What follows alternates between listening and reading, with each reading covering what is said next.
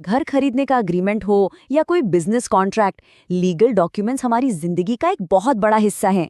पर कभी सोचा है कि ये इतने पावरफुल डॉक्यूमेंट्स बनते कैसे हैं? चलिए आज इसी बारे में बात करते हैं।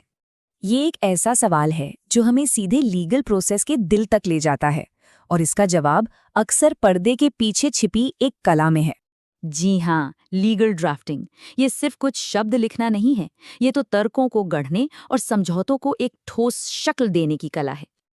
आज हम जो भी बात करने वाले हैं उसका आधार दिल्ली यूनिवर्सिटी के फैकल्टी ऑफ लॉ का कोर्स मटेरियल है, तो हमें इस विषय पर एक भरोसेमंद नजरिया मिलने वाला है। तो सब कुछ शुरू होता है इस एक बेसिक आइडिया से। कानून का असली मकसद है झगड़ों को सुलझाना, ताकि समाज में शांति बनी रहे।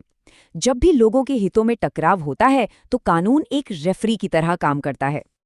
आज हम इन 5 खास पॉइंट्स पर फोकस करेंगे, कानून के रोल से लेकर लीगल डॉक्यूमेंट्स के 2 मेन टाइप्स तक, और आखिर में वो नियम जो इस पूरे प्रोसेस को फेयर बनाते हैं।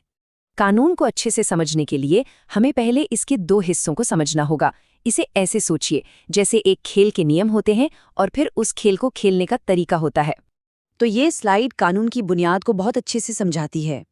एक तरफ है सब्सटैंटिव लॉ, जो हमें बताता है कि हमारे अधिकार और कर्तव्य क्या हैं, जैसे इंडियन पीनल कोड। और दूसरी तरफ है प्रोसीजरल लॉ, जो ये बताता है कि उन अधिकारों को कैसे लागू किया जाएगा, मतलब प्रोसेस क्या होगा, जैसे कोड ऑफ सिविल प्रोसीजर। असल में ये दोनों एक दूसरे के बिना अधूरे हैं। एक बताता है कि क्या करना है और दूसरा बताता है कि कैसे करना है। चलिए अब कानूनी दस्तावेजों की पहली कैटेगरी की बात करते हैं, जिनका इस्तेमाल तब होता है जब कोई झगड़ा कोर्ट तक पहुंच जाता है। इन्हें कहते हैं प्लीडिंग्स। तो ये प्लीडिंग आखिर है क्या? आसान भाषा में कहें तो ये किसी भी कानूनी लड़ाई का ऑफिशियल स्टार्टिंग पॉइंट है। ये वो डॉक्यूमेंट है जिसमें दोनों पार्टियां लिखकर कोर्ट को बताती हैं कि उनका केस क्या है और वो क्या चाहती हैं। बिल्कुल, इसे ऐसे समझिए जैसे ये किसी लड़ाई का एक फॉर्मल लिखित ऐलान है। यहीं पर लड़ाई के नियम और बाउंड्रीज तय होती हैं। असल जिंदगी में प्लीडिंग्स कई तरह की होती हैं। पैसे की रिकवरी के मुकदमे से लेकर तलाक की पिटीशन तक या फिर बेल की एप्लीकेशन तक, ये सारे डॉक्यूमेंट्स एक कानूनी लड़ाई की नींव रखते हैं। अब आते हैं लीगल ड्राफ्टिंग के दूसरे पहलू पर। यहाँ लड़ाई नहीं बल्कि समझौते होते हैं। इसे कहते हैं कन्वेंसिंग। कन्वेंसिंग का सीधा सीधा मतलब है प्रॉपर्टी का अपने मर्जी से ट्रांसफर। जब कोई प्रॉपर्टी खरीदता, बेचता या किसी को गिफ्ट करता है तो इस पूरे प्रोसेस को कानूनी शक्ल देने वाले डॉक्यूमेंट्स कन्वेंसिंग में आते हैं। और ये बहुत ज़रूरी है क्योंकि एक सही डॉक्यूमेंट भविष्य के महंगे झगड़ों से बचाता है, और ये सब कोर्ट के बाहर होता है। मतलब अगर प्लीडिंग्स लड़ाई का ऐलान है तो कन्वेंसिंग किसी भी सौदे या समझौते की ऑफिशियल रूल बुक है।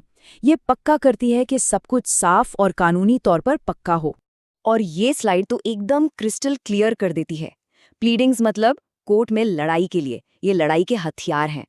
कन्वेंसिंग मतलब कोर्ट के बाहर समझौते के लिए, ये शांति के साधन है। ये कन्वेंसिंग वाली डॉक्यूमेंट्स तो हम सब अपनी जिंदगी में देखते ही हैं। घर की सेल डीड, दुकान का लीज अग्रीमेंट, कोई पार्टनरशिप डीड या फिर एक वसीयत, ये सभी कन्वेंसिंग के ही उदाहरण हैं।